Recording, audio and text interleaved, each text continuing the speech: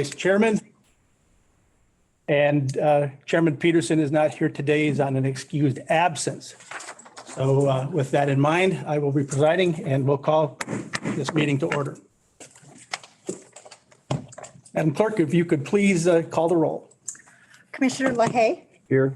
Commissioner Osmer. Here. Commissioner Karshnick. Here. Commissioner Peterson is excused. Commissioner Fournier. Here. Commissioner Konashevsky. Here. Commissioner Francisco. Here. Okay, ladies and gentlemen, if you would please rise and join me in the Pledge of Allegiance. I pledge allegiance to the flag of the United States of America and to the republic for which it stands, one nation, under God, indivisible, with liberty and justice for all.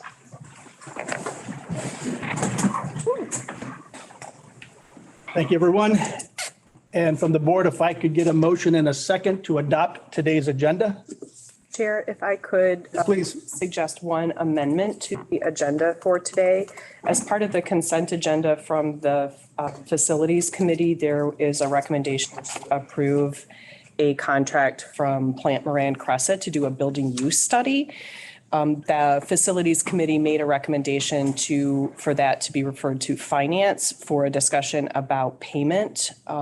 There was a discussion about partial payment and where those funds could come from, but they wanted to refer it to Finance Committee, and that did not make the agenda. So if we could add that to the agenda, that would be lovely. What is your recommendation for a placeholder to put into the agenda? We could probably do it right at the end of the committee meeting. So it would be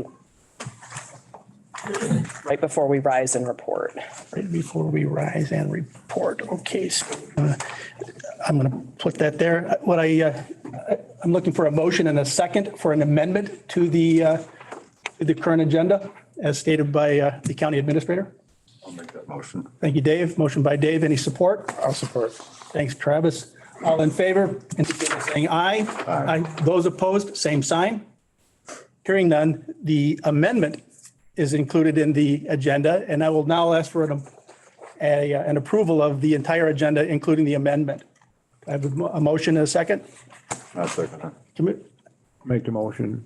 Commissioner LaHaye, thank you very much. And the second by Commissioner Karshnick. Again, all in favor to the approving the agenda, please indicate by saying aye. Aye. Aye. Those opposed, same sign.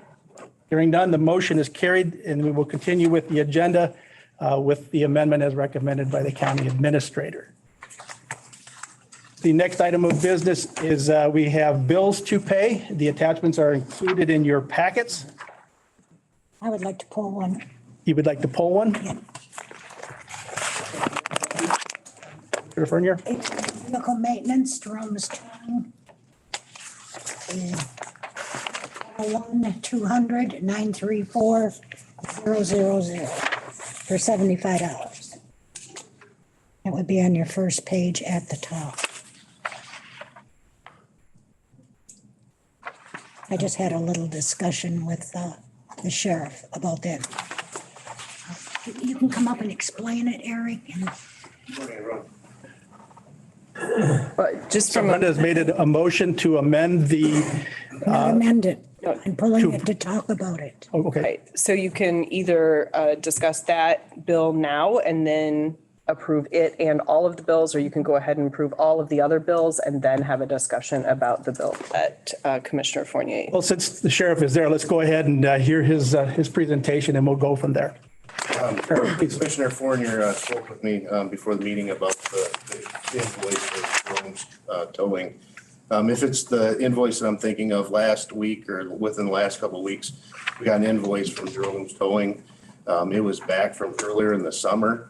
If you look at the invoice, if it's the same one I'm thinking of, it says that they tried to mail it to us twice throughout the year. I had never seen the invoice until the last couple of weeks. But if it's the same one I'm thinking of, we had a vehicle earlier this summer on a trip to Jackson. We were taking a prisoner. We got out by the current BP, and the serpentine belt, the timing belt broke on the car and basically disabled the vehicle, and it wasn't worth, I think it's a 2013 or 2014. It's not worth repairing the engine. So that vehicle was towed to Jerome's, or not, it was towed by Jerome's Towing to Brett's Auto, who we use for maintenance. Like I said, the vehicle is worth very little money. It wasn't worth fixing. However, we do keep pretty good maintenance on our vehicle, so there were parts on that vehicle that were worth keeping. For example, we had another vehicle that needed taillights. If you haven't replaced the taillight in a car these days, it's not just a bulb, it's the whole taillight. It's like $1,000 for a taillight. So we, at one point, swapped out taillights to save money. There was an air conditioner pump that we swapped out to save money. That vehicle today is still at Brett's, waiting for, when we get all of our Enterprises cars, we'll then swap them out and give them to Enterprise so they can get rid of. But the bill was from earlier this summer. It is legitimate. We did use their service. I can't tell you why. We never saw it, or I never saw it, but in fact, we do owe the money and it should be paid. I have the invoice here. It was serviced on June 30th, the 2022. The invoice says 2006 Ford Explorer towed for Mid-Michigan Health Center to Werda's Auto. If that's the same one that you're talking about, I don't know. I think that actually might be the invoice for the vehicle, which had an issue when they were taking it out this summer. To do some, the equalization department was taking it out to do some work, and it had an issue and had to be towed. So, And that would be why it's being billed under county general, yeah, this isn't, this not the is, sheriff's office. this is a different invoice. If this is the one you're talking about, Commissioner Fournier, this is a different line item. It's not ours at the sheriff's office, but I did submit one last week from Jerome's, just exactly how I explained it. So Right, that's something different. and I don't know if it's a towing company thing, but yes, that was from June, and we just received the bill. That vehicle has since been replaced, so we no longer have that vehicle and won't be dealing with any other maintenance issues in regards to it. I think my bill was $275, not $75, but sorry. I'm going to scroll down and see if it's in here. That's the $75 towing bill. It's for the pool vehicle. The pool vehicle, not the sheriff's vehicle. Correct. Okay. And if my invoice is not in this packet, it must. I come don't for the see next another invoice. one for Jerome's. It'll come next time. I haven't seen it, but that doesn't mean Michelle doesn't. No, have it. not on this listing for the sheriff's office or the jail budgets. There is not an invoice for those offices for Jerome's. Again, that Jerome's is being billed to county general, which should be because it's the pool Right. vehicle. So that's why it's there. And as I explained to the sheriff, the issue that I don't want to have is not knowing where all these vehicles are at. Because when I was on the ambulance department, we had ambulances all over the place. Did not know we had all these ambulances. And being now we're in that contract to lease. And so we got to know where these vehicles are at. So back to your recommendation that we remove the $75 bill. No, not remove it. We're going to pay it. I just wanted to I see. talk about it. Okay, Just want to discuss it. okay, very well. Thank you, Sheriff. I think we're Thank you, Eric. clear as mud for us, and so at this time, we have bills to pay, and I would look for a motion and a second to pay the bills. Okay, Commissioner Osmer has a motion. Do I have a support? No support. Thank you, Commissioner Fournier. Thank you very much. Okay, and we have support. Roll call, please. Commissioner Lahey, Yes. Commissioner Osmer, Yes. Commissioner Karshnick, Yes. Commissioner Fournier, Commissioner Konashevsky, Yes. Commissioner Francisco. Yes. Next on the agenda, we have Steve Mosso, our IT director. Steve? This year, we're replacing our phone system, upgrading, replacing. And because the amount that we need for the down payment is above the $25,000 limit, we need to request approval today to shut it down. The amount is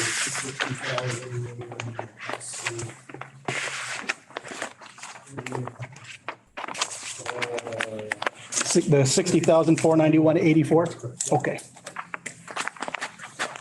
Chairman, Yes, sir. or do you want? We'll do a motion, then discussion. Okay. So do I have a motion to approve to pay the VSB Communications invoice 170001 in the amount of $60,491.84? Make that motion. Thank you, Dave. I have a motion. Do we have a support? I'll support. Thank you, Bill. We have support. Discussion. Commissioner Osmer. I was just curious, what exactly was the upgrade? Like what are we getting? Doing up, we're basically replacing the system that we have now. It's on its last. Okay, all right, I was just curious. Okay. Okay, so we have a motion and support for the committee to recommend approval to pay the BSB Communications invoice, which is 50% of the deposit in the amount of $60,491.84, with monies coming from the line item as specified in the 2023 budget. Madam Clerk, if you could call the roll. Commissioner Osmer, Yes. Commissioner Karshnick, Yes. Commissioner Fournier, Yes. Commissioner Konashevsky, Yes. Commissioner LaHaye, Yes. Commissioner Francisco. Yes. Thank you, Steve. Thank you. The next item on the agenda, we have Ann Gentry from the Downtown Development Authority, the Executive Director. Ms. Gentry, please. So good morning. My name is Ann Gentry. I'm the Executive Director of the Alpena Downtown Development Authority. Thank you for the opportunity to present again. This is the same presentation that we gave in December, but there are a few modifications and additional information. And it's about the boundary expansion.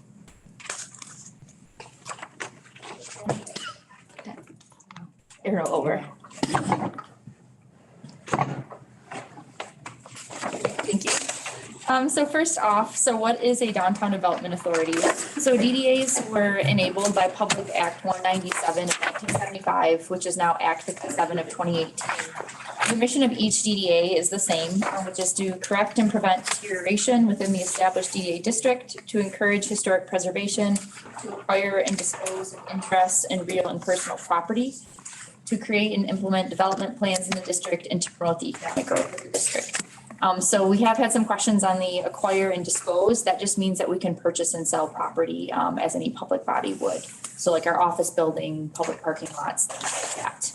DDAs were authorized in the 70s as a lot of investment was moving outside of traditional downtowns and into more drivable big box areas. So there are DDAs across the state enabled by their local municipalities in addition to this public act, as far as Marquette, as far south as Lansing and Ann Arbor. So our Alpena DDA was formed in 1980 by the city of Alpena, and our goal is to implement positive economic, physical, and aesthetic changes in downtown Alpena. We have had a handful of boundary expansions over the years, in 1985, 1988, 1989, and most recently in 2004. We are an authority of the city, so we're treated somewhat like a department, but we do have our own volunteer board of directors, which is appointed by the mayor or city council. We have 4 committees that meet monthly as well that are made up of different stakeholders and community volunteers. And on our board of directors, a majority must have financial interest in the development of the district, so owning property or a business. We do have 1 downtown resident on the board, given the number of apartment units that we have in our current district, and we have 1 citizen at large that doesn't have a financial interest per se in the development of the district. Since we are an authority of the city, that means that we do go through the city for our budgeting process, our capital improvement planning process. I mean, as I mentioned, we're treated somewhat like a department of the city of Alpena, even though we're governed by a separate board. So we're funded in 2 primary ways for the different investments and projects that we have. The first is tax increment financing, which is a tool that allows an authority like the DDA to reinvest property taxes back in that specific designated DDA district. So as property values increase from when the base year is established, the DDA collects the millages based on those properties. So we'll talk a little bit more about that later in the presentation and how this implicates the county with the expansion we're considering. And this tax increment financing is a large piece of how we're funded. As you can see, this past year was over $140,000 from our current district. So this is the bulk of what we use to invest in the district through our various programs and projects that we lead. There's also a 1.98 special assessment that's levied on downtown properties, which goes towards the DDA operations, so admin, office expenses, things like that. And this year that was just $18,000 on our current district. We also have some other small revenue that can come from grants, event revenue like our chili chowder cook-off. We're able to collect donations, parking citations, since we manage parking in the downtown district, and renting parking permits as well to downtown residents. So our current projects and investments, to give you a sense of some of our activities. So we have 4 primary areas that we focus on. One is design and beautification. So every year we invest in hanging flower baskets throughout the DDA district that are taken care of by the city. Bike racks, seasonal banners, holiday greens, the alleyway project to make those spaces more pedestrian friendly, and then our Fresh Waves mural project. We also lead different promotional events for the downtown district. So all the shopping events that you see, Visit with Santa, Chili Chowder Cook-Off, the Alpena Ice Festival as well, and then the Downtown Social District, which allows you to purchase a beverage, adult beverage at a participating location and walk through public spaces with it. We also lead different marketing campaigns for the downtown district. So we manage all the social media for downtown Alpena. We manage the website, the blog, and then different types of print and radio campaigns too. And last but not least, economic development is the core of what we do as well. So different business recruitment, serving as a liaison to the MEDC for grants, as well as managing our own grant programs, such as the facade grant program and the recruitment grant program. So these 4 areas are really crucial to the work that we do to make our downtown a vibrant place, to make sure that we have strong businesses and make it a desirable place for people to visit. So getting into our boundary expansion process and where we've been. So this process started back in 2020 when we heard a request from different business and property owners outside of our current district, wondering what the process would be like to be included in our district and expand our boundaries. So we formed a committee that's made up of some of our board members, the city manager, a stakeholder outside of our current district to take a look at what this process would entail. We are working with Beckett and Rader, which is a firm that specializes in crafting downtown development and TIF plans and making sure that we work through the process correctly to expand the boundaries. In June 2022 is really when we finalized kind of what boundaries we were looking at, which areas we thought would make sense to include. So we did send a mailing out to all those properties at that point to get their feedback and let them know what this boundary expansion would entail for them. After that, we removed residential parcels along River Street, which you'll be able to see on the next map. And then we set a public hearing date with City Council for December 5th. So right now we are in the process of the 60 days that until the ordinance could be adopted, and we're taxing jurisdictions such as yourself could opt out of funding the TIF portion of it. After that 60 days is the minimum point or the earliest point where City Council could adopt an amended ordinance that would expand our boundaries and then adopt the new downtown development and TIF plan, which would put the tax capture into motion. So this is the map that we are proposing and that the public hearing was set on. So the red area is our current district that includes the various expansions throughout the years. And the blue areas are the areas that are under consideration. So there's 3 primary areas that are included in the proposal. The first is up North 2nd Avenue. So where the old Polish corner is and that block of historic buildings. Along the southern side of Thunder Bay Rivers, where the Boys and Girls Club is, the Senior Citizen Center. And then the Chisholm Street corridor to where the Thunder Bay River is. And as I mentioned, we did remove the residential neighborhoods that are between Chisholm and the river. So with the boundary expansion, the new boundaries do have to be contiguous to our current district, which is why we selected these areas, or one of the reasons why. So looking into, how we settled on these areas when we were looking at the map of, commercial areas that are nearby our current DDA district. So Chisholm Street, as you know, is a really key corridor coming into our community. We heard a lot of requests from businesses that were kind of between the 9th and 11th Street area. But working, with our firm Beckett and Rader and really looking at what the future development might look like. When a lot of people enter the community down that Chisholm Street area, they feel like they're in, the concentrated commercial area. So pulling it along all the way to where the Thunder Bay River is would allow any type of streetscaping improvements. So historic lampposts, flower baskets, even like our facade grant program, that would enable that whole corridor to be eligible for those and really give it a contiguous look when you're entering the city from US 23. And then looking at Thunder Bay River as well. So in 2004 is when the NOAA facility was added into our district. And looking at the south side, the river really is the future for development in our community. So by having some of these tools in place in the DDA to incorporate those, when those buildings, or if those buildings do go for sale, they would be eligible for different grants and programs that are available to DDA properties, which I'll talk about in a moment. And then lastly, I'm looking up North Second Avenue, which is where some of these photos are from. It's a key concentration of historic buildings that we believe could really benefit from some of the grant opportunities that are open up to DDA properties. And also, it's very walkable to our current district end, so it feels like the downtown is. The residential component is a question that we've received since we started this process. As I mentioned, all residential properties along River Street have been removed from the proposal. There are some residential parcels that are still currently in this proposal, which isn't uncommon for a DDA to have homes or any residential units in them. We are recommending that they still remain in the district, primarily because the ones that are in there are lawful non-conforming.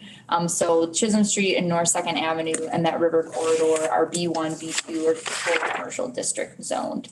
So they are primarily zoned for commercial development. Now, there's nothing that we could do to facilitate those homes to become commercial in use. That is a question that we've received. But just looking at really the long-term vision of what our community is, we could see a lot of those homes becoming more mixed use in nature or redeveloped for commercial purposes.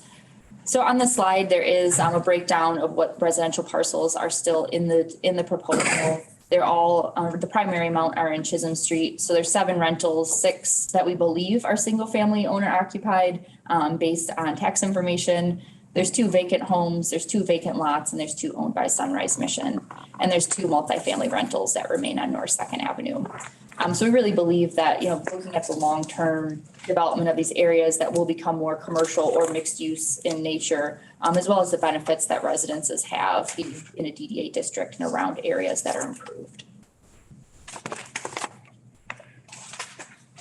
So we have seen a lot of support for this expansion from different businesses and properties that are outside of our DDA district. So I have these listed on here just to show that, yes, this is a proposal coming from the DDA, but really stemmed from property owners and business owners that see the benefits, both for their redevelopment and for what their businesses could utilize moving into the future.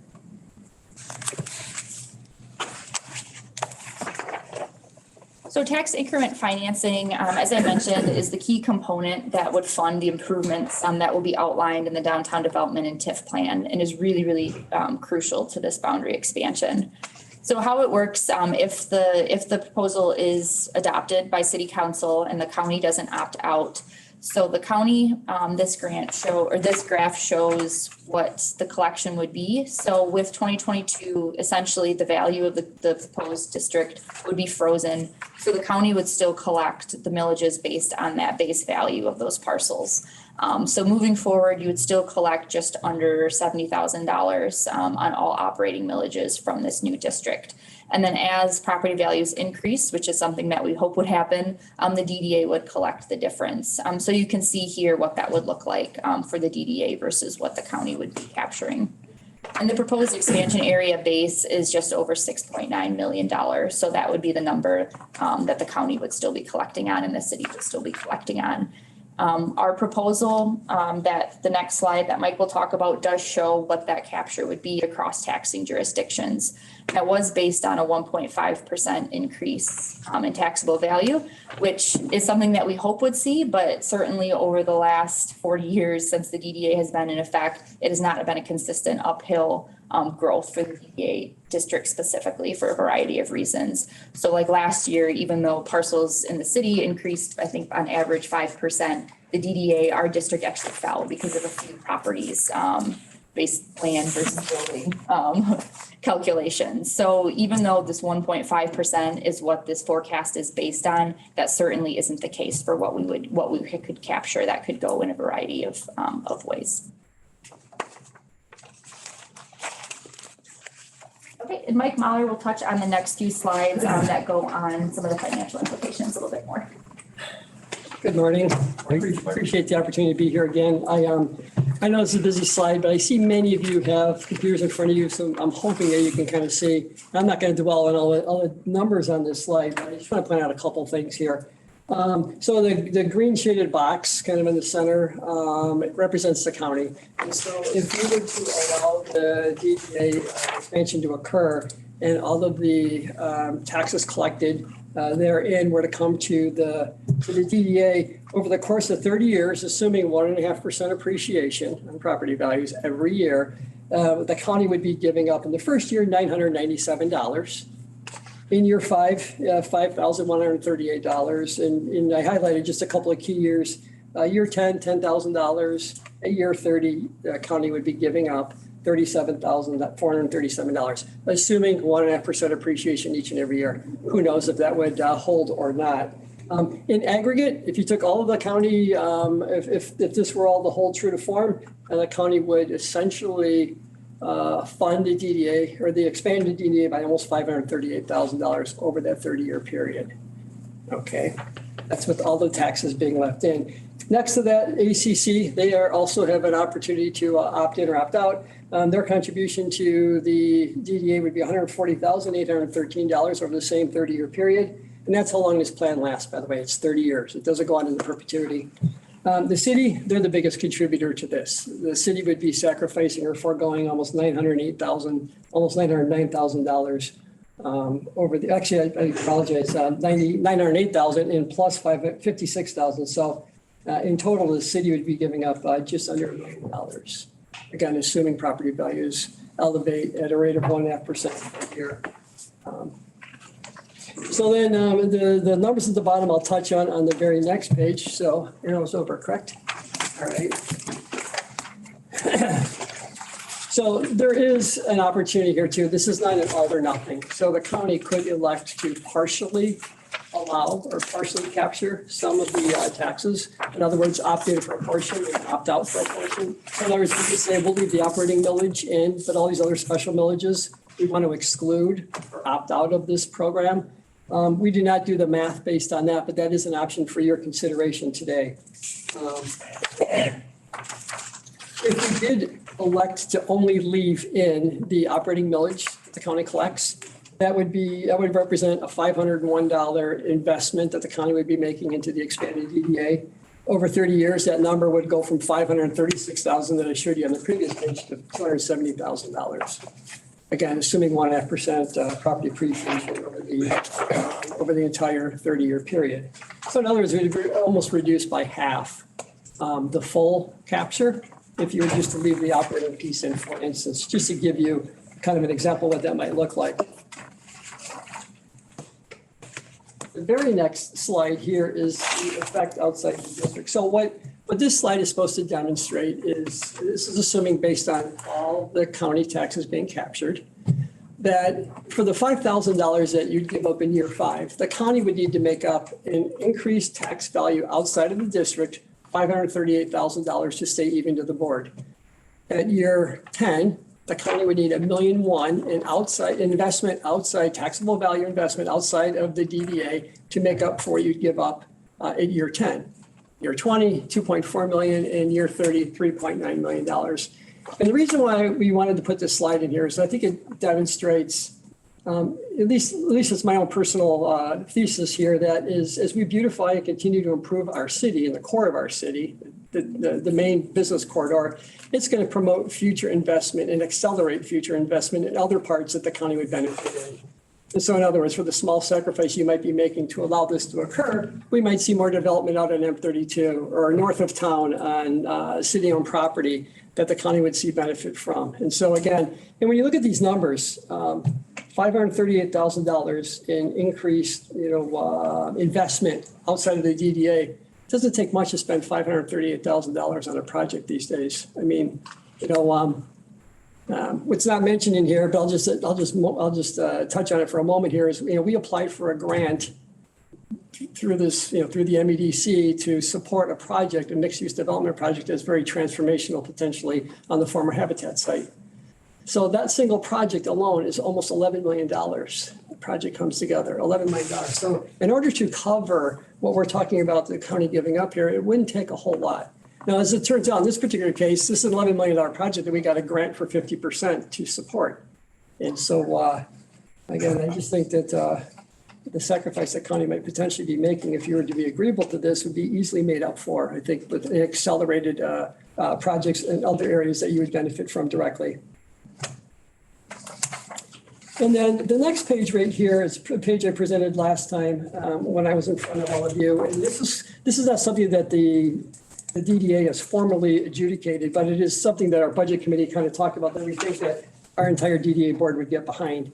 And that is how we would reinvest monies that we would collect under this program back into this expanded district. Okay, so it basically kind of our approach was in the first 3 years, 50% of the new taxes of the collected would be eligible to be reinvested in the proposed new boundary. We can't take existing money we've collected in the past and immediately invest in the new properties that haven't paid into it. So the idea is to stage that. So first 3 years, 50%, years 4 and 5, 75%, and then year 6 and beyond, 100%. So if we were to do that based upon what the DDA would collect, in the first 3 years, we would make $61,000 available for these programs that Ann talked about, facade grants, business recruitment, for instance, hanging baskets.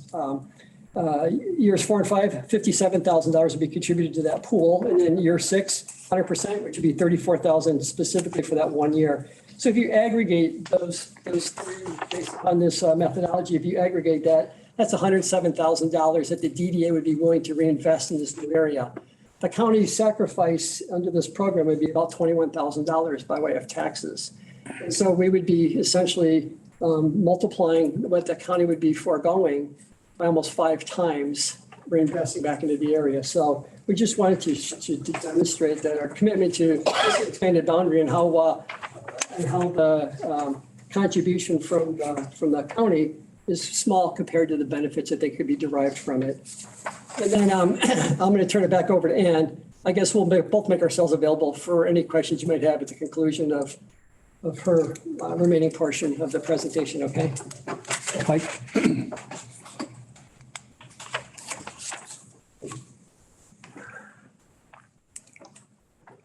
To build on what Mike was sharing about the effect that this could have outside the district.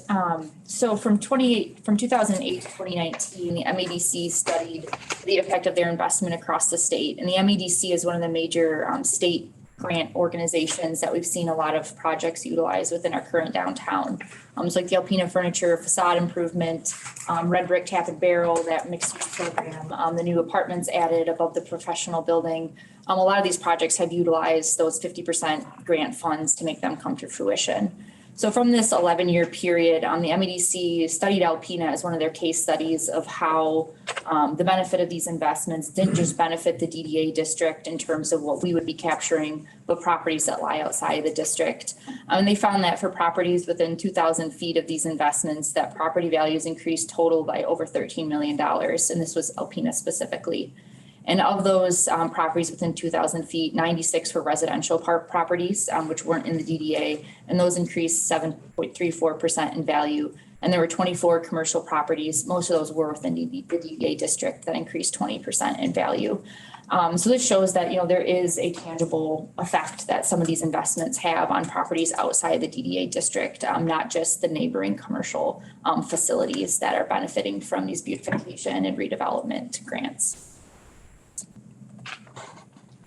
So looking forward in terms of what we're envisioning for the new district.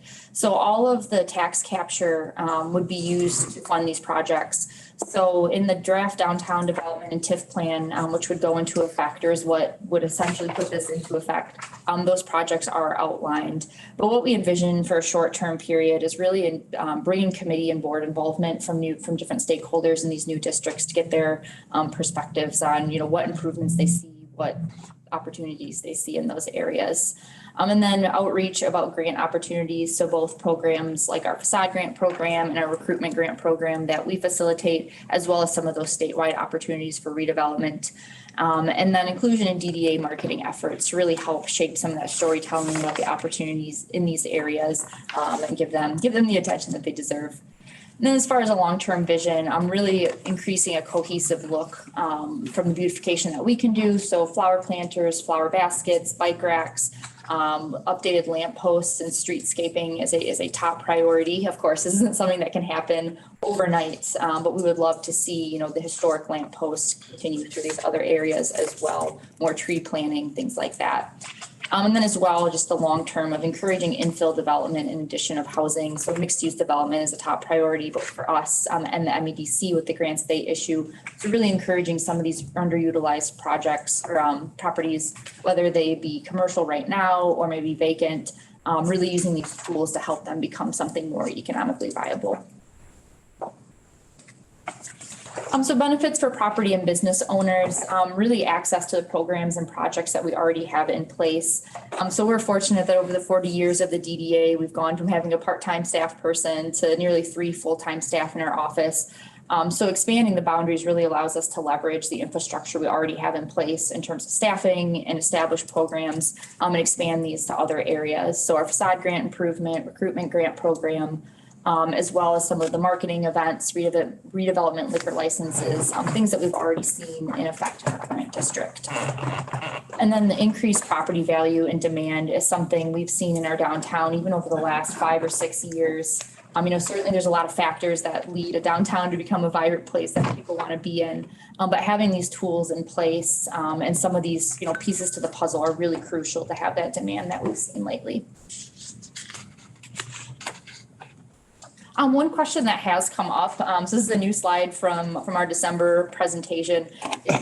We talked a lot about the effects outside of the district in terms of how, having a DDA in place affects property values and the desirability of the community.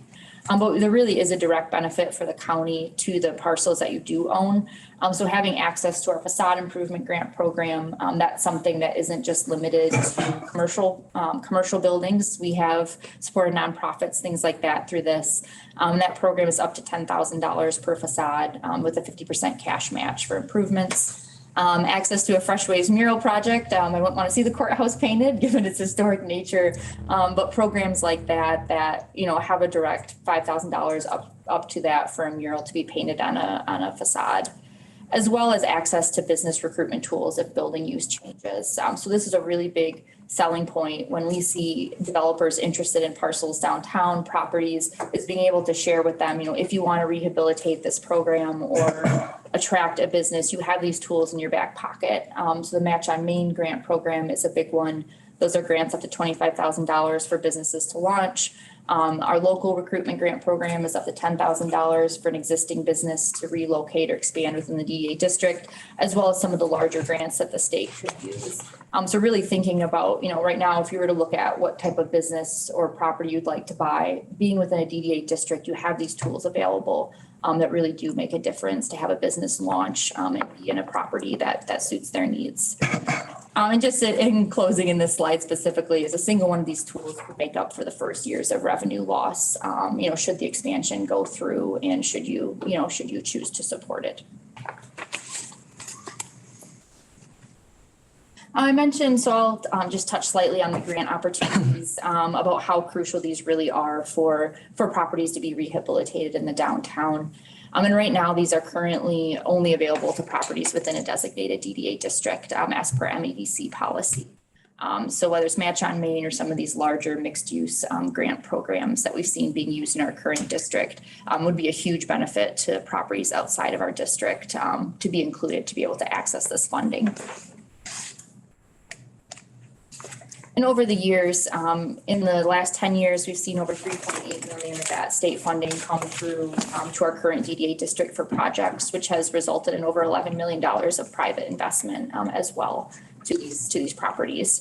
So this is really, really a key component. I cannot stress enough is how big the MEDC's grant support is to make these projects come to fruition, especially for mixed use development with commercial on the ground floor and housing on the second floor. Just in closing, we really see these areas as areas that could really benefit from the programs and the grants that the DDA has access to. Just driving through these areas, when I was putting this slide together, there are a lot of vacant properties that I could really envision having them have, new breweries, new restaurants, new housing added to them. And right now, I just don't see that happening without a little bit of extra support. So we're really taking the long view with this expansion is to put these tools in place that can, really encourage their redevelopment or repurpose.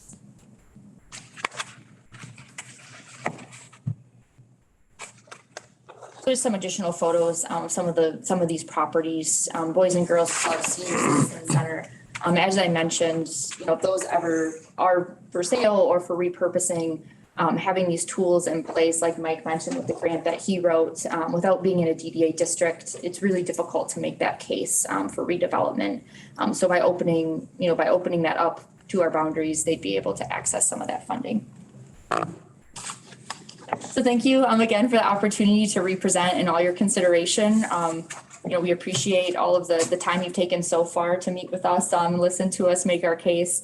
Just in closing, we really think this is a crucial step forward and really taking a long-term vision. This doesn't happen overnight, even with our current district from the 1980s when we were created, but really set in motion some of these opportunities to happen. So thank you, and I'm happy to answer any questions you might have. Thank you very much. Thank you. To the board, do we have any questions for either Ms. Gentry or Mr. Mahler? Commissioner Osmer? I met with you guys obviously over the weekend. I did express my one concern being some of the residential still being in there. And just for the sake of consistency, and oddly enough, your entire district lies within my actual district that I serve. So these are voters I've talked to, individuals who I discussed things with over the past year. If we were to have those removed, what would that look like as far as the timeline? How would that affect the timeline? Yeah, so at this point, now that the public hearing took place in December at City Council, so council could remove parcels from the proposal without having to reset the timeline. And that would be something that they would just need to update we would have to update the legal description that's currently in the TIF plan, and that would go into the ordinance. And the TIF plan and the draft would need to be updated with new projections that new updated packet would then go to council in March. So at this point in time, no parcels can be added to the proposal without setting the new public hearing, which is something we'd like to avoid doing. But parcels could be removed, and that would have to happen by city council at this point in time. Any further questions, Commissioner Osmer? I don't have any questions, but I have some comments. I met with Ann and Mike yesterday, and I looked over a lot of this information last night. In my opinion, this far exceeds the tax burden that it's going to bring to our community. You can already see a lot of the good work that's been done. And to me, there's an untapped potential to, better the appearance and the functionality of our city and county. So I think it's a great program that we should move forward with. Okay, Commissioner Fournier, any comments or questions? Okay, very well. How much opposition do we have against this proposal from the people in the district? Yeah, I don't know. That was a lot. Do we have A lot. It was limited, right? Yeah, as far as what we've heard both in the June mailing and the public hearing, there's only 2 businesses or property owners that are opposed, but the majority are in favor of expanding. The majority of residential issues we've heard are from those River Street owners that were removed from the parcels. So from what we've heard and from what City Council has heard, it's most of the businesses in the area are on, want to get on in the support, proposal? correct. How is it going to affect the county's budget? There's going to be a loss of $895,000. Over the course of potentially 30 years, and either Ann or the treasurer can fill in, it essentially would be it ramps up, but it would get to the point where it would be about $15,000 per year. So it's only on your annual budget that you would be looking at, it would be a loss of about $15,000 to $18,000, depending on the growth of property values in the district. So if you look at it cumulatively, yes, it's that big, $400,000, $800,000. But if just on an annual basis, you're talking about $15,000 to $18,000. Have I got that right? And that's over 30 years. Over 30 years. Yeah, that's not your general fund every year. So That's next year it's $997. right, of your operating. $2,100 in 2024. In year 5, it's $5,036. So it is, but again, the numbers get big when you assume 1.5% appreciation every year. It may not be any appreciation. And the fact that the county might be giving up very little, although I would certainly hope that we see some property value appreciation here, particularly as we continue to, beautify the community, make it more vibrant. So hypothetically, if I may, Trevor, Yes. hypothetically, if I'm a business owner and I want to participate in the grant program and I get 50%, so I have a $30,000 project or $60,000 project, and you give me $30,000, and 4 years later I sell my business and sell that, do I have to reimburse that back, or do I just have the money from it? Can I speak to that for a second? Because we just finished up on, we're a little over $1 million in ours right now, and they financed about 450,000 round numbers. Financed or granted? Or granted. Okay. And yeah, we actually borrowed the money. We're in the process of closing the paperwork out. We had to borrow the whole amount, did the project. They turned around and reimbursed us for a portion of it, which was approximately half of our original number. But in order to put those units in downtown, there was no way we could have made those numbers work. If we're into it, for $1.2 million for 6 units, you can't get enough rent out of them to make that happen. We did a bunch of other things there too, but anyway, so they turned around and paid down the loan amount through the grant. Through your grant. And so it was originally about 50% of the project. Okay. Thanks, Mr. Britton. Appreciate that. Travis, please. I don't know if it was part of your equation or not, but you're talking about building $1 million building at the old Habitat facility. So right now, that piece of land is generating probably very minimal tax dollars because it's a vacant piece of land. And when that project is done, there's going to be $1 million building there with a lot of people in it, and it's going to generate far more taxes, I would assume, which would definitely offset the potential $500,000 investment over 30 years. Yeah, so that's actually a $11 million project outside of whatever the brownfield costs are. So that's a $10.5 million project, let's say. And the MEDC is funding 50% of it, $5 million. That project does not happen without the MEDC. Without the state. The rents aren't supported in this community to spend $10 million to collect $1,500 a month in rent. Doesn't work. So tools like this are what are so key to getting property like that, which is, been sitting there empty for 4 or 5 years. That's something meaningful in our community developed on it. So. Well, and the point that I'm trying to make to offset Bill's comment is just that, this is going to be an initial cost, but all these things that are being done are going to increase their taxable values, which the tax dollars are going to, come back to the county and the city. But the more taxes, the more goes away. Guess I'm not sure what you mean. So in the district, the TIF capture will mean that increase in value. So like on that particular property, because it's in the DDA district, the growth in value, so the additional taxes that are captured will go to the TIF district and will fund the DDA, not go to the general operations for the county or the city. But if there was a development that happened 2 blocks outside of the district because of all of this investment and beautification and work that's happening, then all of that growth in tax value and in taxes would go to the city and the county. Okay. So first order effect, it goes to the TIF, to the DDA. The second order effect of, like you just, comes back to county and city government, to the general fund. Right. And the potential exists in 30 years when this plan expires, that it all goes with the county again. If the DDA suddenly wasn't, I'm not sure what the probability of that would be, but this is only a 30-year commitment. 31 years ago, this fund's could essentially be the counties again. You're left with a much more valuable piece of property at that point in time. And I can't speak to this parcel specifically, but like with the Holiday Inn Express, that got a tax abatement anyway. So we were forgoing any capture for 20 years on it. So that's maybe something to consider too, is it appears that, on some of these larger projects that we would be collecting it, but a lot of times they have a brownfield plan or something else that goes to fund that authority and doesn't come directly to us because we, see the long-term benefit of forgoing our own capture from that capture to make that project come to fruition. Okay. So with the way this plan is currently set up, what if we have a new county millage over the next 30 years? Will you capture on that? So a new millage would in order to the DDA, to the district, and then outside of that, of course, it goes to the county. But within its boundaries, if it were, you're to. if So the- any new millage that Yeah. we pass over the Correct. 30 years would also be captured. That's correct. And I should have asked this question before and I apologize. And the treasurer's question made me think of it. Would there be a new opportunity for the county to opt out? So say, for instance, the commissioners decide to opt out of a couple of the additional millages now. When a new millage comes on, is there an opportunity to opt out or is that just done? I'm not sure. Okay. I don't know that either.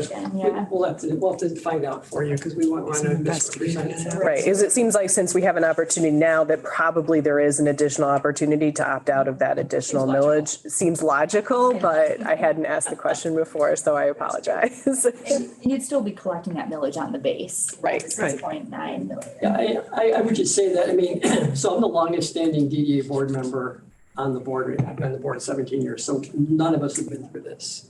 You know, Todd is the second longest standing DDA board member. Last one was in 04, I came on in 07. And so we're in uncharted territory for all of us, which is why we plead ignorant. We'll get you an answer to that question. So you could know what the outcome would be if situation should arise. If I can interject one more comment, I would like to reiterate the part that we didn't actually decide that we wanted to do this. This was actually your constituents that came to us and wanted to expand this thing.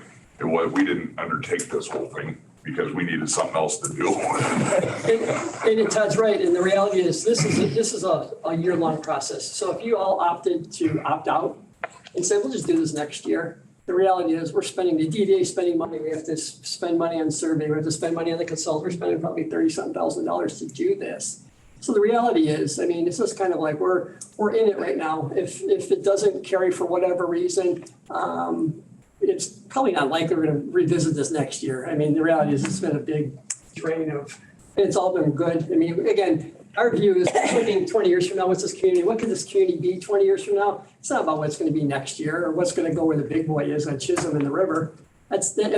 Something could happen there, but our view is 20 years from now, we want to position this community to take full advantage of all these programs that the state has and help make the community really attractive, ultimately. So, but this is a process that we can't we're probably not going to turn around and just redo this again 12 months from now because it's a big undertaking. It truly is. And trying to educate everybody and all the stakeholders and this sort of thing has been a learning experience for all of us for sure.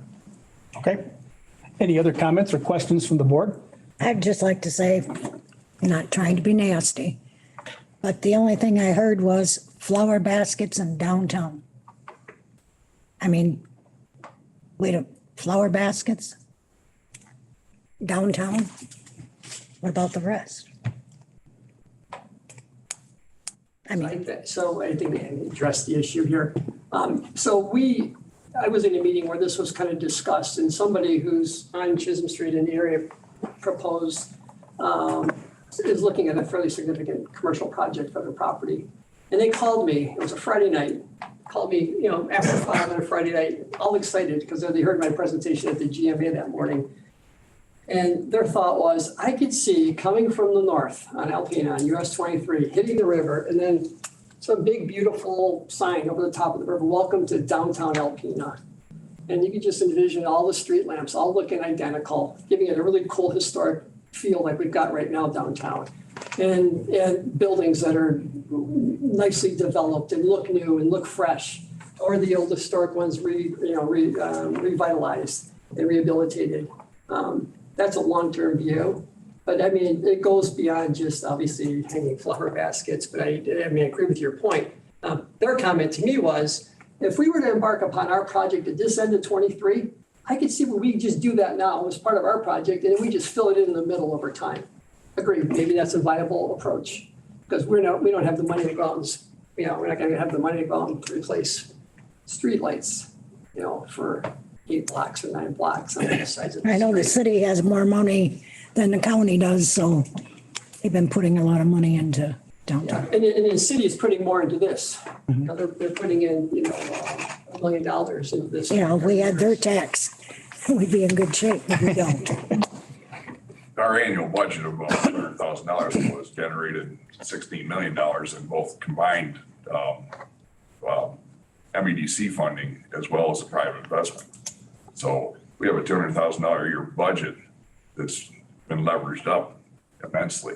You know, and so it's not just Flower Basket. It gives all these property owners the opportunity to go use a grant like we did to do a project that's not viable without it. I think about the Boys and Girls Club. You got a new home coming very quickly, and you got that pretty tired-looking building sitting there on the river. Who's going to do anything with that without tools like this coming to bear, right? I mean, whether the county owns that building or the boys, I don't know who owns it, but at some point, someone's going to decide we have to do something with it. And to me, having tools like this in the shed, so we could go to a developer and say, we can maybe get you 50% for your project. It's going to make that project a lot more attractive to whoever ultimately decides to own that parcel. And so that's where I think the benefit is in this. It's the flower baskets are nice, but that's small compared to, I think, the upside from these other tools that are more meaningful at the end of the day. The apartment, you know, currently the housing commission's apartment buildings down there. And at some point, that's not really the highest and best use of that property. That changes the game on projects on that scale. As someone asked me, why are you even interested in River Street? I think about the Boys and Girls Club. I think that we had an empty lot where now a $12 million Holiday Inn Express sits. And that Holiday Inn Express is full all the time. And they collect $300 a night in the summer. Who'd have thought in Alpena? But they get it. And that parking lot is always full. And those are people at Red Brick and eating dinner in our community and spending money. And I'm thinking, that's why River Street. You know, someone took a plunge and decided to make, and we as a DDA before we went to taxes, to make it viable for that developer. But I look back and say that led to Red Brick. Yeah. You know, that led to Red Brick, and that led to what Todd's doing and some of his buildings downtown and others. And I'm thinking, you know, these are all steps in progression. And I think you look back over 5 years and say, wow, we've come a long way. And I just think this is another, 5 to 10 years. What could this community look like? What could occupy what the Boys and Girls Club space is 5 or 10 years from now? I don't know, but I want to everything in our favor working to help us develop places like that. So that's why River Street, I know some have asked, why even considering that. And that's one of the reasons why, just one of the many reasons why. Well, thank you very, Mr. Skibby, please. Yes, We actually, really don't have public discussion, but however, since you're here. just to tie into this conversation, my first job at 14 years of age was with the DDA. And I learned, as my mother was a small business owner downtown, that to have a strong downtown community, you need to have a symbiotic partnership with the surrounding community. So as you're looking at this district, which is minuscule in terms of the square miles of the county as a whole, the township's economic development will far surpass the loss in revenues that you would see from this small district. As a township supervisor, I implore this consideration because to have a strong downtown township actually sees a benefit to that. And so this, as an economic development ploy, this is actually the strengthening mechanism that can actually make our community as a whole what it should be. So I just implore your consideration in regards to this matter. It's easy enough to look straight down and look at what revenue loss you would be looking at a 30-year stretch. But if you pull back away from that singular number and look at the township, for example, our revenue streams are going to be going extremely well moving forward. So that would be an easy offset for any revenue loss, if you would consider it a loss. I don't see it as a loss. It is a reinvestment.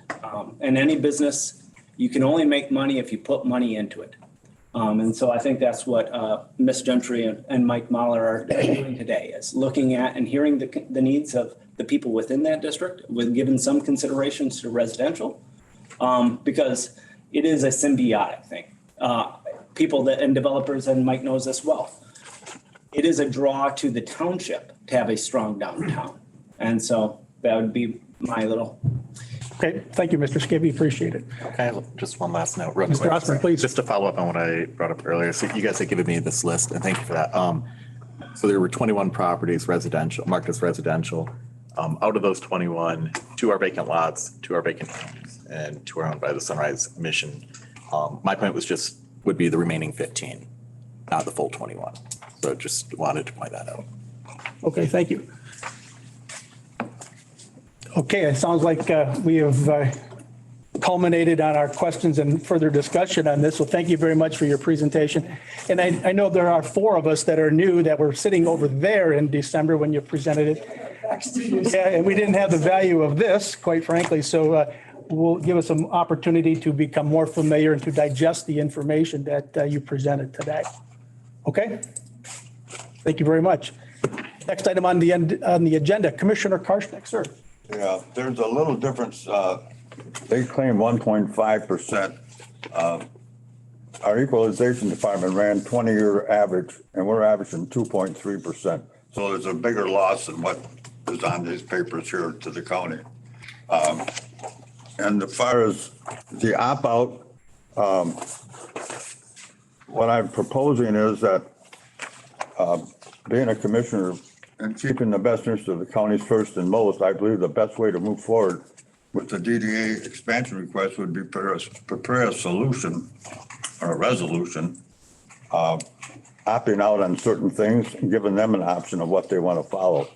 But for us to just blankly approve it, I'm totally against that. I think that we have to have Mary Catherine put a resolution together with the options on there, because we have to make a decision on January the 24th.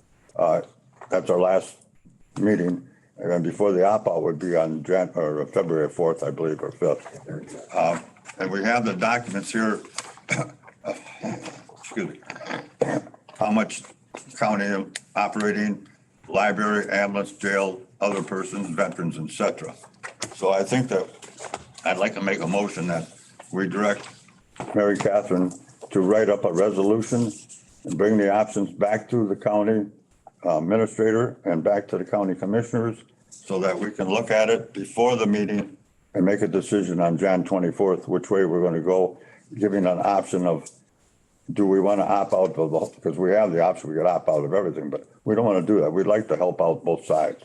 But that's my resolution at this time, and my recommendation that we have Mary Catherine write up a resolution for the County Board of Commissioners. Mary Catherine? Can I just make sure that I understand what you're requesting is that you're requesting that the county administrator develop a resolution with say 3 courses of action: fully participate, a partial opt-out, and full opt-out, and see what that looks like to be voted on the 24th. Is that correct? It has to be on the 24th. Yep.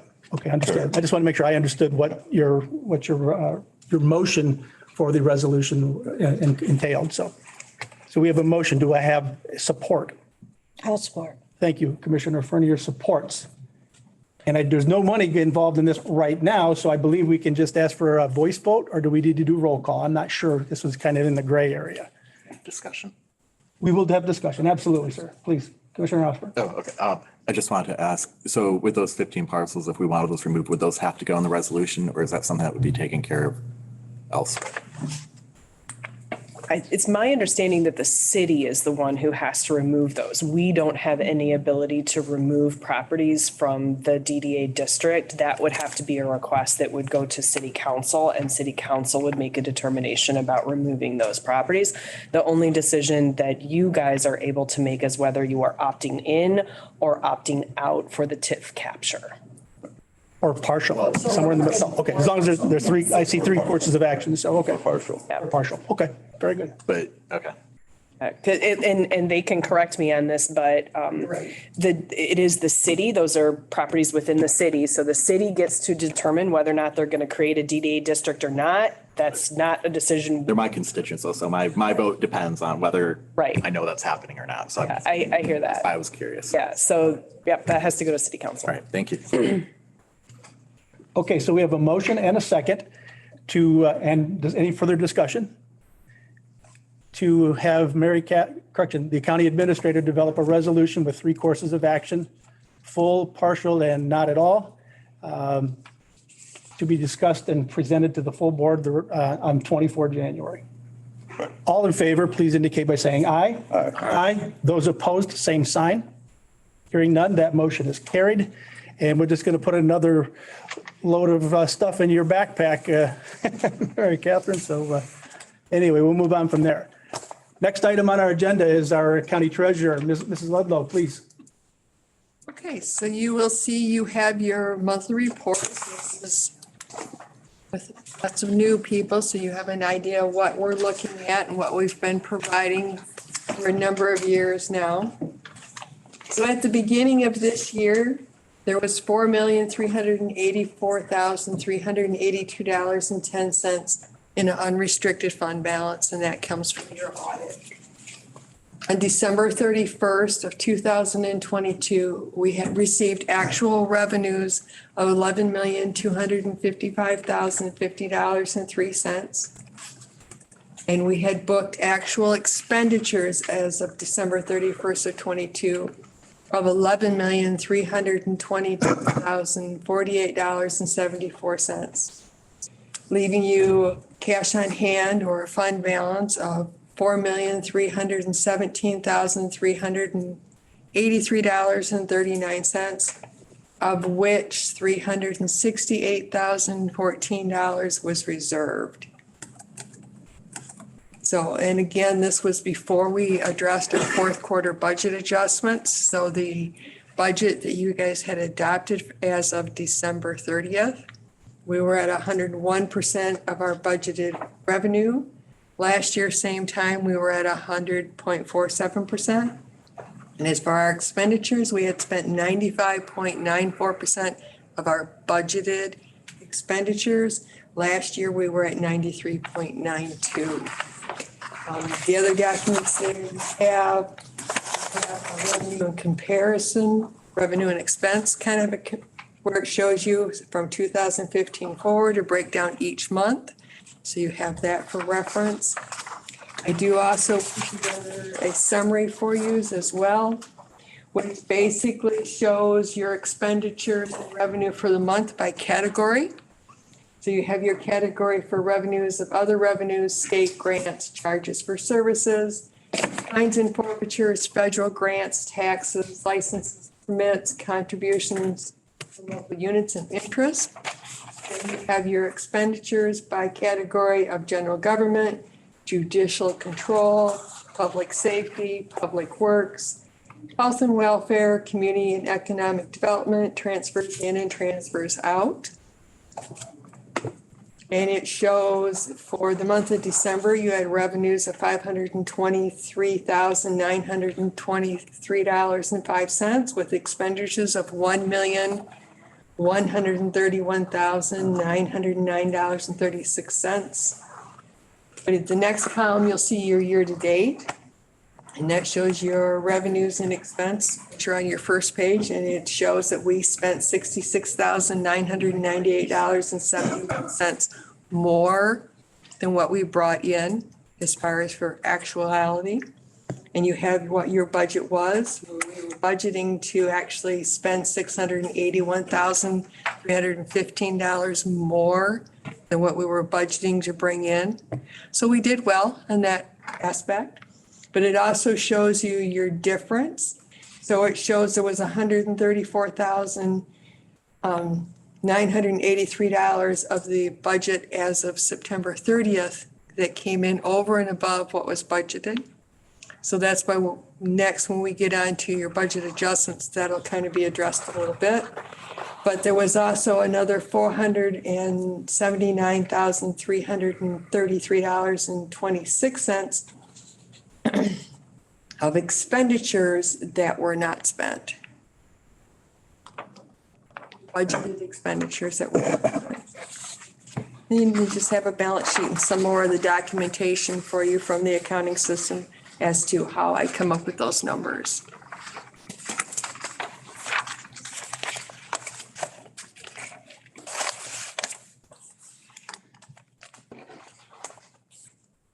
Okay, thank you. That's my December report. Your December report, okay. Are there any questions for the Treasurer Ludlow before we take action on her reports for the month of December as presented? On the horn? Hearing nothing, do I have a motion and a second to recommend and receive the monthly treasurer's report for the month of December of 2022 as she presented? So, I hear a Commissioner Karshnick has found the motion, seconded by Commissioner Osmer. Any further discussion? Hearing none, all roll call. I caught myself mid. Roll call, please. Commissioner Karshnick, Yes. Commissioner Fournier, Yes. Commissioner Konashevsky, Yes. Commissioner LaHaye, Yes. Commissioner Osmer, Yes. Commissioner Francisco. Yes. Okay, thank you. The next item is also from our treasurer, the fourth quarter general fund budget adjustments. Yes, and this is general fund budget adjustments, and as I referred to in the report earlier, again, this gives you a breakdown of what we actually received and spent, audited from 2021. You show you have $11,276,044 in revenue, with actual expenditures of $11,283,853. So in 2021, we had a loss of $7,810, spent more than we brought in. So 22, what we had started with an adopted budget of $9,559,968 in revenue, with budgeted expenditures of $10,859,940. So at that point, you were budgeting to spend $1,263,971 of your fund balance for general fund. And then we show where we have an adopted budget on September 30th. Because every quarter, we kind of look at where we're at and try to make some adjustments to present a more realistic budget as we move forward.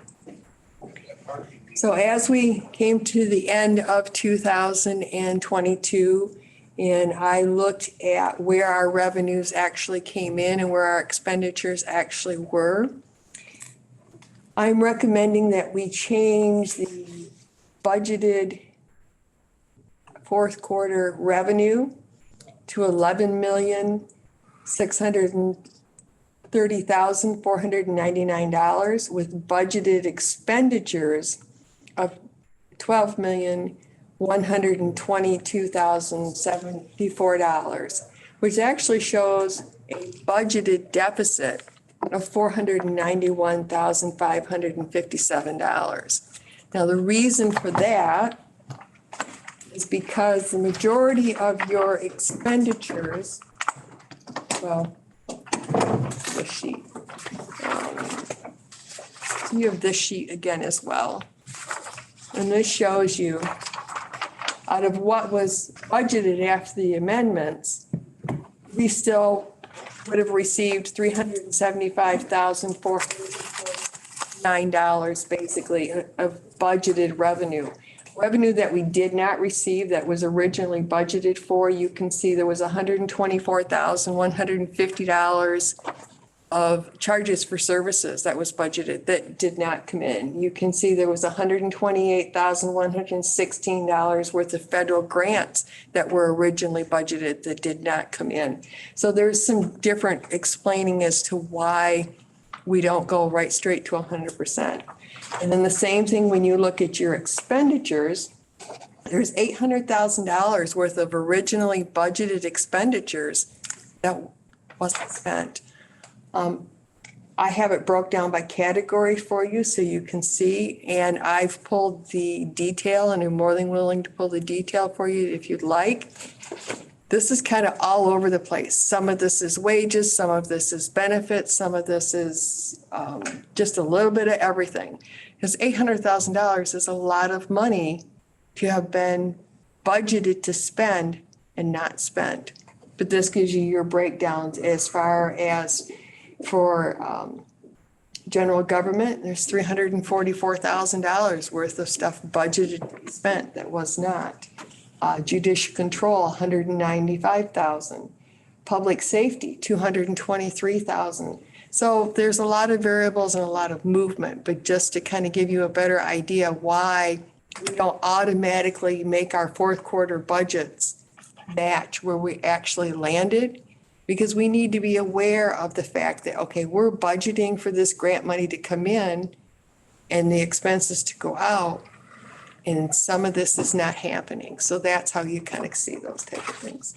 So that is why it is my recommendation that we do show the fourth quarter budget adjustments, that we have a revenue of 11,630,449 with expenditures budgeted of $12,122,074. A deficit of the 491,575, rather than what we actually landed with, a deficit of 66,000, sorry, $998.70. Okay. Kind of a quick overview. Sure. Okay. So Treasurer Ludlow has presented the fourth quarter general fund budget adjustments for 2022. I'm looking for a motion and a second, then we'll go into discussion on action item number 4.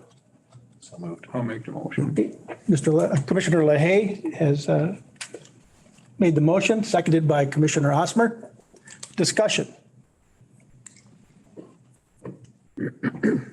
Hearing none, roll call, please. Commissioner Fournier, Yes. Commissioner Konashevsky, Yes. Commissioner LaHaye, Yes. Commissioner Osmer, Yes. Commissioner Karshnick, Yes. Commissioner Francisco. Yes.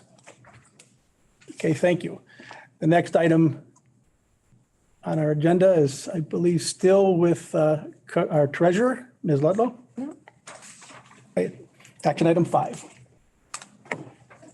So I am requesting that the board make a motion to pass resolution 23-3 to waive the collection fees for seniors. This is going to be the collection fees for delinquent property taxes or late property taxes for seniors 62 or older, paraplegic, eligible citizen, eligible veterans, totally blind, permanently disabled. And it waives these fees until April 30th. Gives them a chance to get their income tax back, get that property tax credit, and then come pay the base tax. I have attached the laws that allow us to do that in your packet, highlighted them for you. I have also attached frequently asked questions concerning about the summer tax deferment, because this is kind of where that starts. People fill that out. They don't pay the penalties and interest when they're in with the local unit. And then once they're turned over to my office delinquent, your resolution would cover the fees and interest and penalties waived until April 30th. So basically, if they're not able to pay after April 30th, then those fees and such goes on. This just gives them a little extra time. I'll make that motion. I have a motion from Commissioner Fournier to recommend the approval of the resolution 2303 to waive the collection fees as presented. And I have a second by Commissioner Konashevsky. Any other discussion or questions from the board? Okay, roll call vote, please. Commissioner Konashevsky, Yes.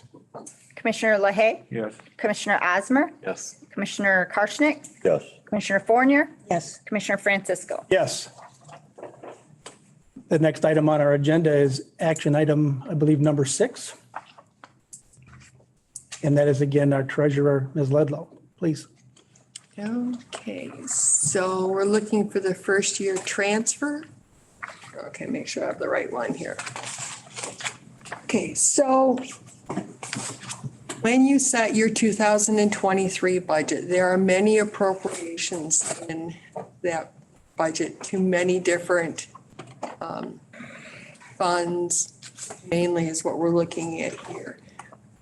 I think of them as different business, the airport fund, the ambulance fund, the tower, so on and so forth. Some of these are done monthly, so that they have enough money to pay their bills each month. Some of them are done quarterly, like your cost allocation and your appropriation to MIDC, the Indigent Defense. But some of them are larger one-time transfers, and that's what I'm requesting at this time. I'd like to try to get these addressed at the beginning of the year, if at all possible. So I'm requesting that the Ways and Means Committee make a motion for the county treasurer to complete the 2023 budgeted transfers as listed below. I'm requesting the $104,615 to go from the airport fund to the airport debt fund. And that is the money to pay the bonds for 2023 for the airport terminal. I'm requesting that $150,000 from the general fund be transferred to the child care blended fund. A little bit of explanation with that is we transfer money to the child care blended fund, the $150,000. At the same time, the sheriff's office bills the child care fund for services for the $150,000. And that money comes from general fund to child care blended fund, back to general fund.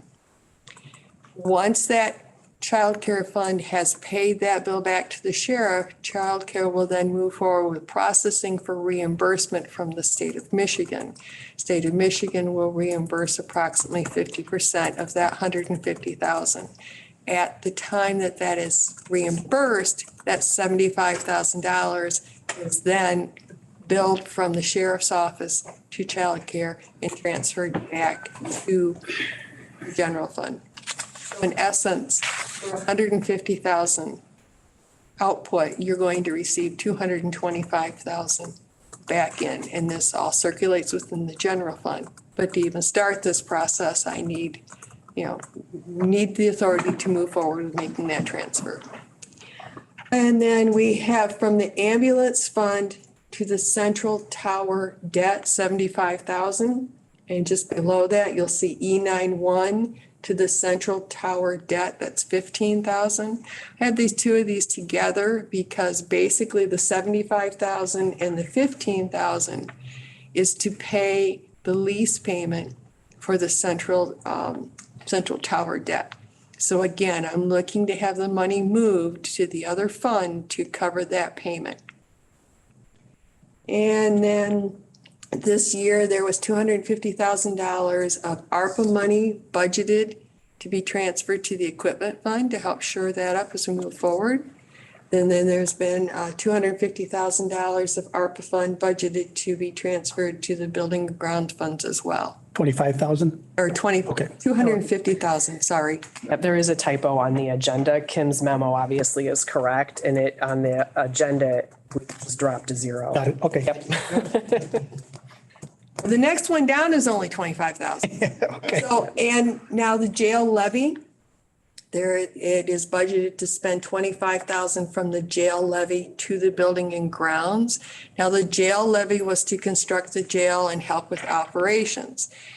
So this does not have anything to do with the bond payment. This has to do with, they needed to have, I want to call it a roofing system over the doors because there's an issue with the ice sliding and hitting people from the snow. We need that covered.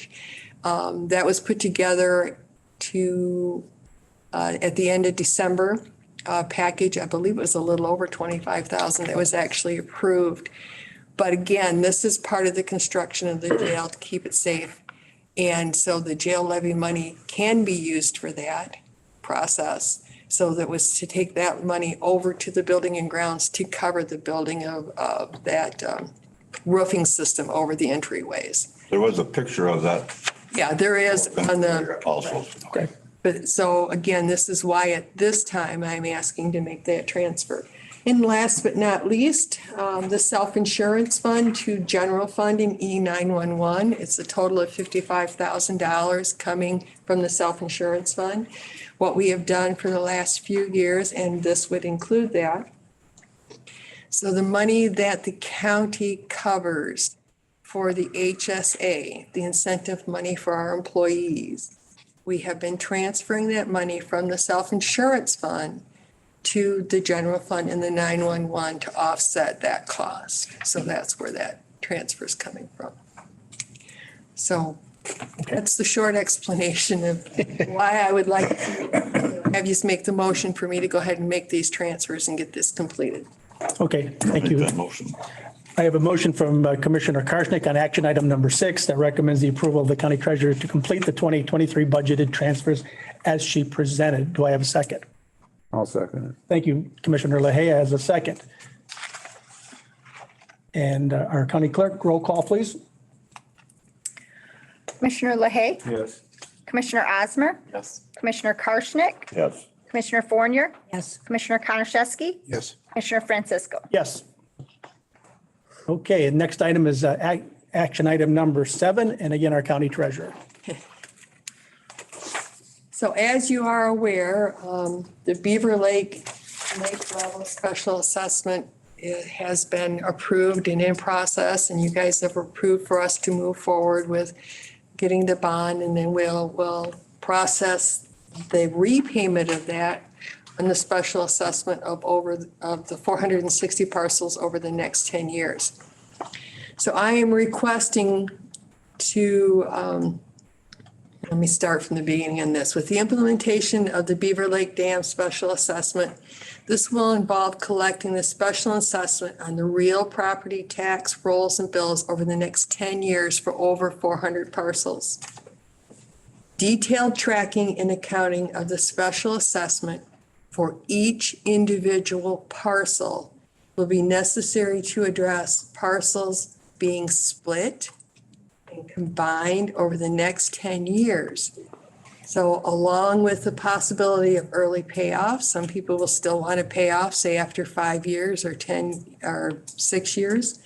And these taxes do sometimes go delinquent. This whole process is going to involve 2 local treasurers, 2 local assessment units. It's also the county treasurer's office and your equalization director. So this is a pretty involved, detailed process that really needs to be looked at from the beginning with some solid ground. So I'm requesting the $8,920 I transfer from the restricted delinquent tax revolving fund 525 delinquent property tax sales. I'll give you the number. I'm requesting to transfer that money to the general fund, line item 101-228-956, which is your software purchases line item, to purchase the BSNA special assessment software program that would be used alongside with spreadsheets and lots of communication over the next 10 years to make sure we handle this properly. The money in the delinquent tax revolving fund, Fund 525, is restricted as to what it can be used for. The county treasurer has the authority to use that funds to help implement the tax process and delinquent tax process. And because this special assessment is going to be collected through the tax process, that's why I have the authority to spend the money from that fund. So I'd like to be able to transfer it to the general fund and have the chairman or vice chair sign the agreement that I have attached with you also from BSNA, has the total breakdown of costs, and to enter into the contract to move forward with this new software program. I will make that motion. We have a motion by Commissioner Fournier to approve the treasurer's recommendation for the purchase of BSNA software, special assessment software, in the amount of $8,920. Do I have a second? Second. I have a second from Commissioner Osmer. Roll call, please. Commissioner Osmer, Yes. Commissioner Karshnick, Yes. Commissioner Fournier, Yes. Commissioner Konashevsky, Yes. Commissioner Lahey, Yes. Commissioner Francisco. Yes. The next item on the agenda, we will turn over to our county administrator. So these are budget adjustments that we'll be requesting. Most of these budget adjustments have to do with moving funds that were budgeted in 2022 over into the 2023 budget year for projects that were not completed in 2022 and will need to be completed in 2023. Just for your information, kind of as everyone gets up to speed with process, we had been working on a way to streamline doing budget adjustments. So like with the bills, You have an option here. You can either approve the entire slate of budget adjustments as they are presented here, or if there's a particular budget adjustment that you want to pull and discuss, you can pull and discuss that and pass the rest of them, or you can go each one by one and pass them individually. So that would be how you guys wanted to handle this moving forward today or in the future. Okay, thank you. Any discussion before we go into a motion on the process? Pass all 7 writ large or take them and itemize them? I have a Say you. question, actually, discussion, if you will. Are these reports moving forward? I know we had a little struggle this time. Are they going to be available to us like Friday? Okay. Yes, and that was a discussion that my staff had and we had with the treasurer's office. It is a New Year's resolution for the commissioner's office to be meaner about our deadlines. We have a deadline internally that everyone must have their materials to us by Tuesday so that we can have the board packet ready late Thursday and distribute it on Friday with time to consult with the treasurer's office, make sure we have all of the numbers correct. We were too nice. We relaxed this time and let people really stretch. So we were really late and struggling to get the materials prepped and ready and out the door, which meant, yes, we had some snafus. So apologies. And yes, that is our New Year's resolution is to be meaner about those deadlines so that we have the materials ready for everybody with more time to review. That would be great. Yeah, that's true. This is a lot to digest. Yes. And especially this first one, because we have all of these, carry forwards. Carryovers. Yeah. So perhaps in an instance like that where there is so much, maybe you should move your deadline up for your constituents. So it's not so much on your plate, because if there are a lot of adjustments that need to be made, that's not fair to yourselves. I understand that they're not all of this size. Right. So just a thought. Yeah, thank you. We do run into a timing issue. Yeah, that makes sense. With the finance meeting being the second week of the month, which is great. But like this month, because I can't even get the bank statements until January 3rd and 4th. Right. So, and my office not only has to have all the bank statements and have to have the previous month completely balanced and closed, that all has to be done before any of your department heads can even begin to look at their budget stuff to know exactly what was spent. Because they're submitting it to accounts payable, they don't really know for sure if it's going to be paid. So we have to close and balance the previous month before the department heads can say, okay, this was spent, this wasn't spent, to even know what to carry forward. So we have a little bit of a timing issue this time of year, and the carryovers is another little twist. Money that was budgeted to be spent in '22, for whatever reason, it was not spent. Rather, they didn't get the project completed, or the invoice didn't get to accounts payable, in time. So those are the pieces that your department heads are looking at when they're asking for these carryovers. So this is an exception to the norm because of the A little bit, yeah, fiscal year yeah. changeover. Okay. Yeah, because I agree with Commissioner Konashevsky. I mean, haven't had a lot of time to dive into any one of these 7 in particular. So I guess we have to accept potential risk then, because we haven't really had the opportunity to do that, to move this forward this time. So do I have a motion to accept? Sorry, just one. Sorry. A quick question, Sure. just on process. And Mary Catherine, excuse my ignorance again. that's okay. There's always different ways of doing things. When we have projects that weren't completed in 2022, we have to reappropriate or reapprove the appropriation for remaining funds to be spent in 2023. Is there a way, is that internal rules or is that law? And the reason I ask is because working on state budgets, usually we do what we call a work project, and those expire after like a 3-year period from the time they're approved. So that if they don't get done right away, everybody understands these funds were meant for this purpose, and we don't have to basically revisit. And possibly, depending on something that may have already started, having a board that says, you know what, never mind, we're not going to approve that. So I'm just curious on process. Right, and you say, I can kind of answer that. Because the Board of Commissioners have to approve a budget to be adopted before the end of the year. Okay. We don't know what dollars amounts to put in the next year's budget to be carried forward. That's why they have, so you have your Board of Commissioners have to approve that 23 budget to be adopted. That had to be approved in December. Okay, but we're still spending money in 22. We don't know when we adopt that budget for 23, when the commissioners adopt it, how much money is going to need to be brought over. Because we're still spending money in 22. But would it be, I guess, I think I'll stop in and talk to you later, but yeah, I was just Yeah. curious about process then. Okay. Right, I mean, functionally, you guys aren't reapproving the project. The project has been approved. The Approved, right. dollars have been approved for the project. Functionally, all you guys are doing are moving that money into a line item such that when the accounts payable office gets the bill and the treasurer goes to prep the check and they check that line item, there's enough money in it Budgeted. budgeted this to year. pay the invoice because and Kim and I, the treasurer had to go through this with me. We're cash basis. We're not accrual basis. So it's what dollars do we have in the account today when the bill comes in Right. to pay it. Okay. So We have to pay our bills, unlike the state.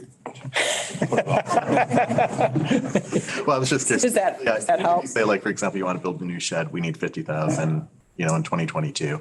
2023 rolls around, the project's half done. Right, but then you've only spent, but you have nothing budgeted in 23 for it, because you budgeted all in 22. And in 22, you budgeted 50,000, you spent 25 of it. Now it's 23 and you want to pay some more bills for this approved project, but you have nothing approved. Right. I was just wondering if there's Budget. automatically carried over or if it had to be basically a vote. So I'm being told it had to be a vote. It doesn't, it's not something that can be built in. Those funds just go with the project. Okay, so we're on action item 8, and I'm looking for a motion to approve and support that we do the transfer, to approve the budget adjustments as presented or are included in your packets. Okay, Commissioner Osmer made the motion. Commissioner Karshnick has seconded it. And to our county clerk, please for roll call. Commissioner Karshnick, Yes. Commissioner Fournier, Yes. Commissioner Konashevsky, Yes. Commissioner LaHaye, Yes. Commissioner Osmer, Yes. Commissioner Francisco. Yes. Okay, at that time, this completes the finance portion of our meeting. Apologies, we added. That's right. item. Thank you for, Yes. So very quickly, as part of your materials from the last facilities meeting, there was a discussion from a proposal that had gone out requesting proposals into the county for a building use study. This was part of our CIP process, really looking at our buildings, looking at how they're being used and looking at really understanding work that needs to be done over the next, immediately and over the next 5 to 10 years, and then making recommendations to the county for how to proceed with that. We received those quotes in. There was some back and forth discussion about those quotes. Some of them came in high. Some of them quite didn't really address what we were asking the folks to do with those. We got an amended proposal in from Plant Moran Cressa. The facilities committee reviewed that and made a recommendation to accept that proposal. The fee for that, under that proposal, is $75,000 to do the work that they have proposed to do under that proposal to us. There was discussion at the facilities meeting about funding that, because obviously that was after the budget had been approved. So there was not a dollar figure that had been approved for that as part of the 2023 budget. So there was a discussion about referring that to the finance committee for a discussion about funding. One of the discussions that was had at the facilities meeting is that as part of the 2023 budget, there was $50,000 that was budgeted to do an engineering study on the grandstand at the fairgrounds.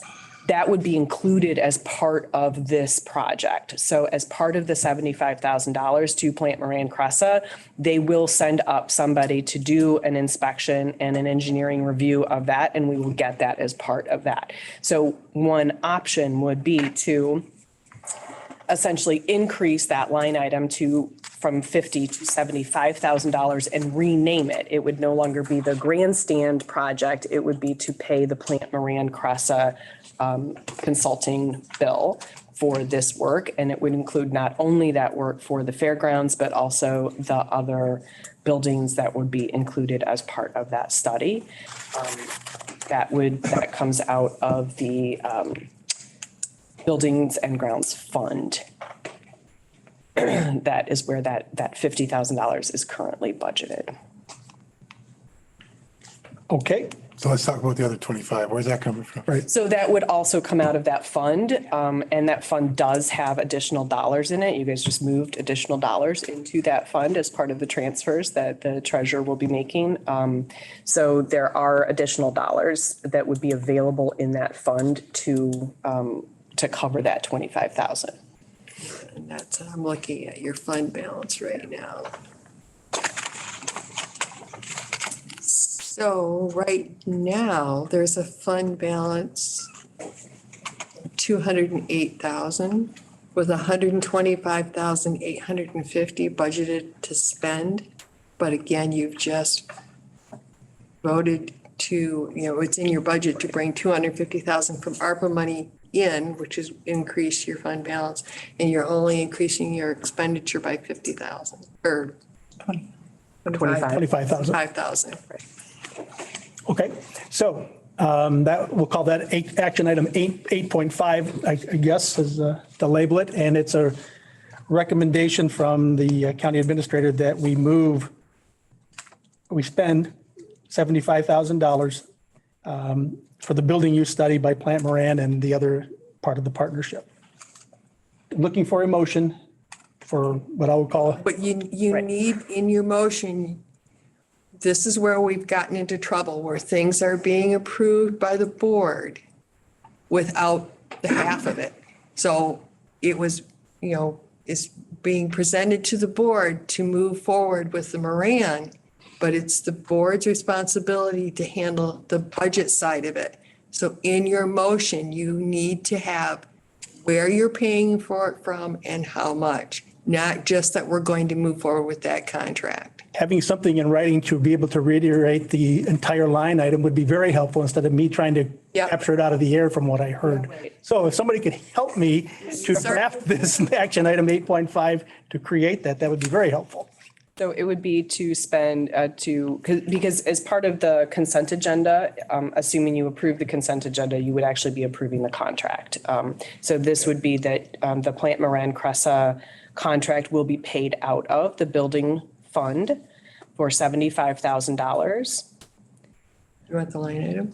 Yeah, it would be great. Okay.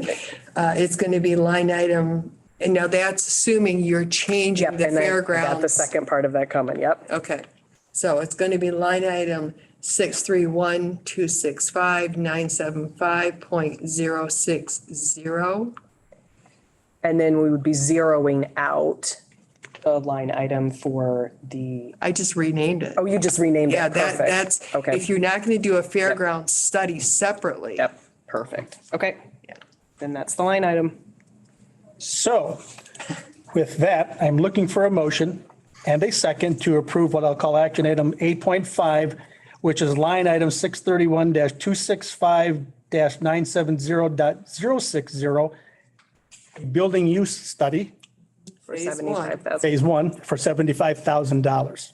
Make that motion. Thank you, Commissioner Karshnick. I have a motion. Do I have a second? I'll second. Thank you, Commissioner Konashevsky, is providing that second. Roll call, please. Commissioner Fournier, Yes. Commissioner Konashevsky. Yes. Commissioner LaHaye, Yes. Commissioner Osmer, Yes. Commissioner Karshnick, Yes. Commissioner Francisco. Yes. Right. So next you have the motion to rise and report. And I just wanted to quickly, because I don't know that I went over this with everyone. So this is a new thing for the county board in this past year. What you have just had is a committee meeting, which under the rules, Robert's Rules of Order, means that you have more freedom to do back and forth. Each commissioner can talk multiple times during a discussion. There's more free flowing that can happen during the committee. But you just had a committee meeting. The motion to rise and report closes the committee meeting and opens a full board meeting. So that's why we have to have the motion to rise and report. And then you will ratify as the full board everything that you just approved as the committee. And I know it seems awfully technical, but this is what we have to do in order to make sure that we are all technically correct. Thank you. Okay. So I'm looking for a motion to rise and report as to continue on with our meeting. So I can close the finance meeting. Thank you, Commissioner Fournier, for the motion. Do I have a second? I'll second it. Thank you, Commissioner LaHaye. Have a second. Can I just say, thank you. All in favor to close the committee meeting and move to the full board meeting indicate by saying aye. Aye. Those opposed, same sign. Hearing none. We'll close the finance portion and open the full board meeting. The first item is action item number 9, to move motion to approve all recommendations of the Finance and Ways Committee as we just completed in the committee meeting. I'll make that motion. Thank you, Commissioner Konarski. I have a motion to approve. Do I have a second? I'll second that. Thank you, Commissioner LaHaye. I have a second. Roll call, please. Commissioner Konarski? Yes. Commissioner LaHaye? Yes. Commissioner Osmer? Yes. Commissioner Karshnick? Yes. Commissioner Fournier? Yes. Commissioner Francisco? Yes. The next item on the agenda is our consent calendar. Action item number 10. Looking for a motion to approve the consent calendar, which includes the actions listed and filing of the reports. I'll make that motion. Thank you, Commissioner Karshnick, for the motion. Do I have a second? I'll second. Thank you, Commissioner LaHaye. I do have a second. So action item number 10, roll call vote, please. Commissioner LaHaye? All right. Commissioner Osmer? Yes. Commissioner Karshnick? Yes. Commissioner Fournier? Yes. Commissioner Konarski? Yes. Commissioner Francisco? Yes. Okay, next on the agenda is public comment. Anyone in the audience wish to make a comment? Are we on Zoom for this? Yes. Okay, is there anybody out there in Zoom line. in Zoom land? Yes, thank you, sir. Yeah, Zoom land wish to make a comment? Nothing? Okay, thank you. Hearing nothing, we'll move on. For information purposes, the next full board meeting is Tuesday, January 24 at 1 p.m. in the Howard Mayo Conference Room. And the next Finance and Ways Committee meeting is Tuesday, February 14th at 9:30 a.m. here in this location and via Zoom. Unless there's further discussion, I'll accept a motion for adjournment. Thank you, Commissioner Osmer. Do I have a second? I'll second. Thank you, Commissioner LaHaye. All in favor, say aye. Aye. Those opposed, same sign. Hearing none, we will adjourn the meeting. You almost said $1,300. I know I did. It's an occupational hazard. Hey.